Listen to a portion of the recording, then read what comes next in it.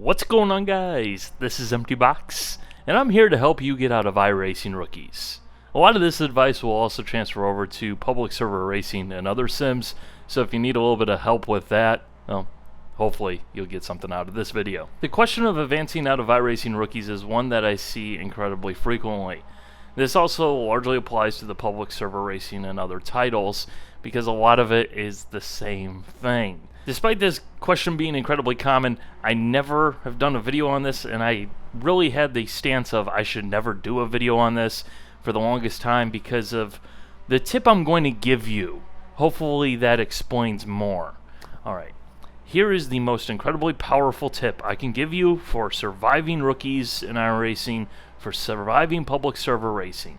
What I'm about to tell you may sound like some sort of weirdo bullcrap, wax on, wax off, do or do not, there is no try type of bullcrap, but I assure you, once you understand what I'm saying, this is the most useful tip I could possibly give you by a mile and a half.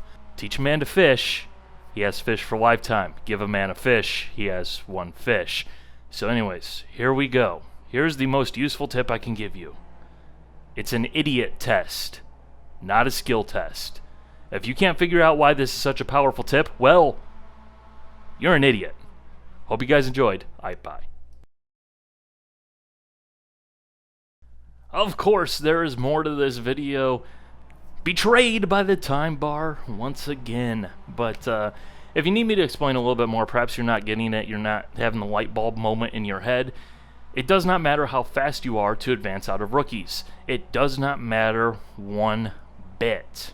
The only thing that matters is keeping the car on track and keeping the car clean. That is the system to advance out of the rookie class. So that's all that you need to do. And frequently you'll see people say, oh, you know, people keep wrecking me. It's always, people keep wrecking me. You know, they are wrecking you. That's how it's always going, every single time. Where, you know, the definition of insanity tells us that you're doing the same thing over and over again, expecting a different result. Eventually, you need to stop being an idiot and start thinking, what can I do to prevent myself being in these situations? What went wrong and what can I do? Now, yes, people are still going to wreck you. That's just racing. It happens.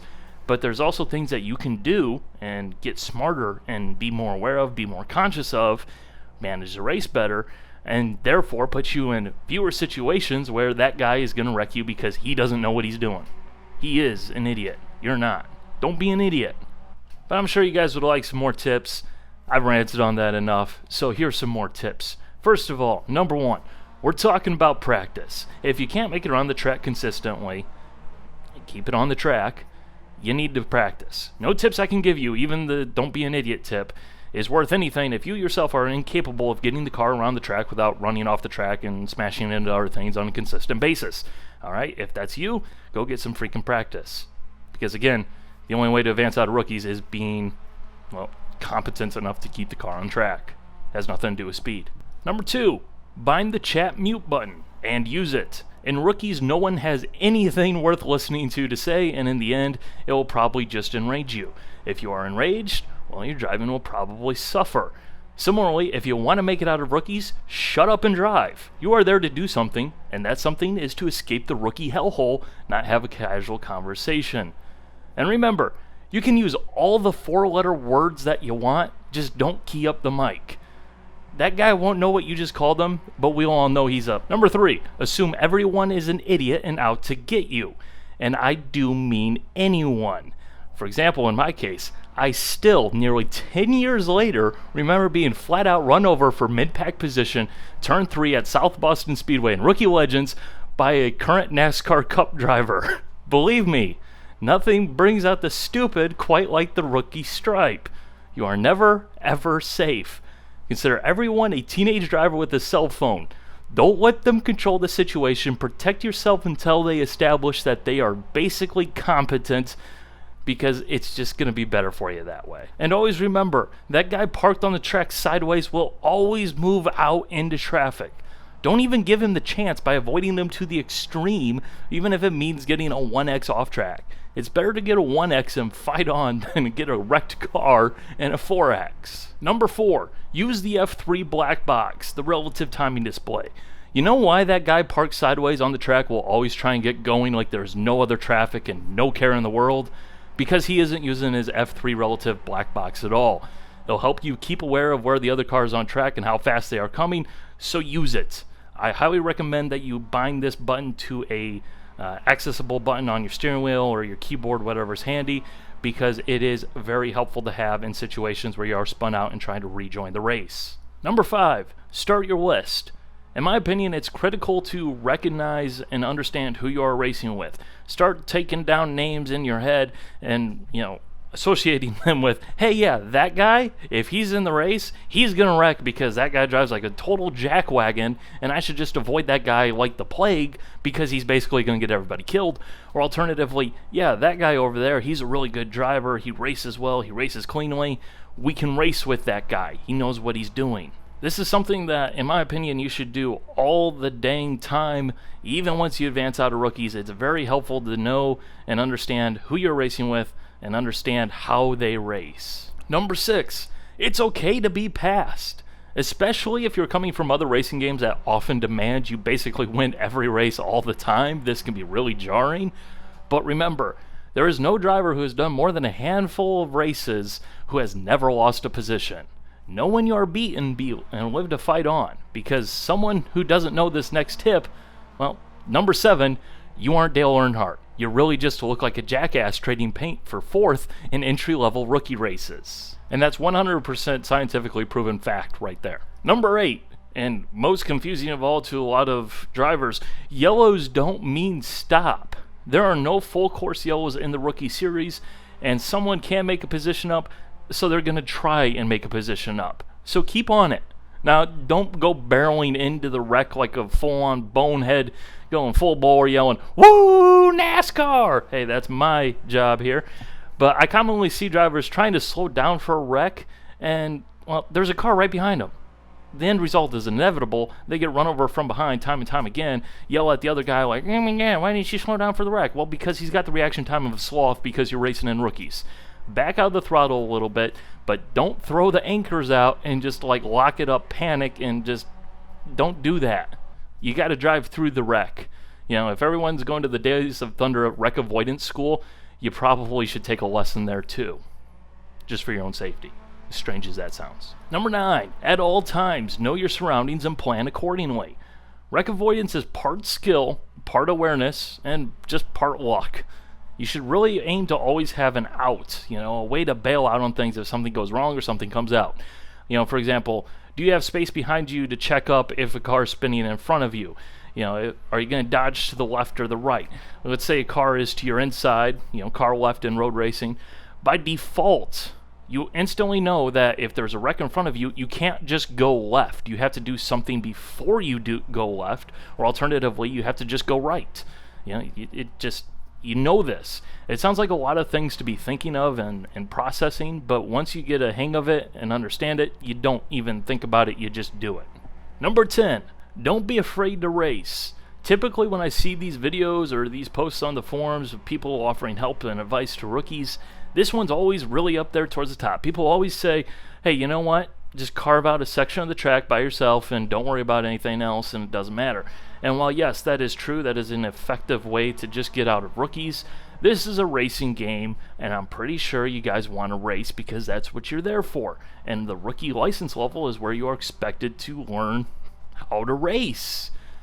Just know who you're racing with, understand your skills. Are you struggling just to get the car around the track consistently, keeping it on the racing surface? Or are you, beyond that level and now you're actually able to race people safely and comfortably? As well as, what about the other guy that you're racing with? You don't know what you're going to be racing with.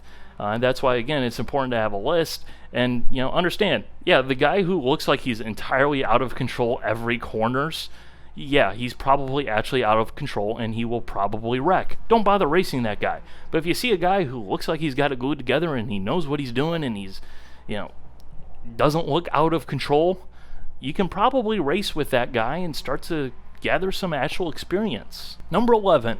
Here's a tip even a lot of experienced drivers don't even think about. If your car has brake lights, your opponent can see those brake lights. Now, we all know that. That's not strange or useful, but it is when you combine it with the fact that there's no law stating that you can only use your brakes once you get to the brake point. And what I mean by that is, easing off of the throttle, lightly getting into the brake pedal about 10 feet earlier, even keeping the throttle full open as you start to just kind of light that brake light up, just right before you get to your brake point can be really useful to give the guy behind you a heads up that, hey, starting to slow down, back up, don't run me over, don't drive through my car, please. This is by far the most useful tip for surviving lap 1, turn 1 situations, because it gives the guy behind you, who's queuing off of you more likely than not as to where to brake, a heads up that, hey, I'm braking right about here, so you need to start slowing down as well, because otherwise we're all going to die in a 92 car pile up in turn 1 again for the 90,000th time. And the final little tip that I have for you, number 12 here, when you absolutely must stay away from everyone else and there's no other way for you to advance out of rookies, or alternatively, if you'd just rather do this anyways, you can start from the pits. You can start from the pits in any series within iRacing. And here's how you do this. When you get to the race session, you'll see the big green grid button at the top of the screen with the countdown. Simply don't click that button at all. Once that completes its countdown, it will turn into either missed start or missed grid. I can't remember which. But then you hit that button, and then you'll be plopped down into your pit box. This is really helpful for road racing in particular, where it can be a lot safer to start from the pits rather than doing a standing start into turn 1 at Lime Rock or turn 2 at Laguna Seca, which can always be full of carnage. You can also do this in oval racing, however, I don't think it's as useful there because you end up in the traffic anyways very quickly. So it's kind of what's the real point at that point. And two little mini tips here, if you will, attached to this. There is still a pit road speed limit. It's very easy to forget that there is still a pit road speed limit and just tear off there hauling the mail because you're like, it's race time. Believe me, I've been there, done that. This is me warning you not to do this from experience, as well as, in particular, Laguna Seca, which is one of the rookie tracks. If you're starting from pits, you do have to take the access road all the way around, and that turn at the bottom of the hill is incredibly tight, very slippery. Be very careful through there. It's really easy to end up flying way off the track and just like missing the pit road access entirely there. Again, I speak from experience, and it doesn't look good when you're being like, gonna avoid everybody else, gonna be nice and safe, and then you just fly right off the pit road. So don't be that guy. Although you probably would still be that guy because it's happened to everyone, but you don't want to be that guy. It doesn't feel good, believe me. So that's that. This is the actual end of the video. Hopefully you guys found this productive, and if you did, if you found these tips useful at all, please consider hitting that like button, sharing it with fellow struggling rookies that you may know, and, well, that's that. Don't miss the pit road exit, it's really embarrassing. But anyways, hope you guys enjoyed. Bye.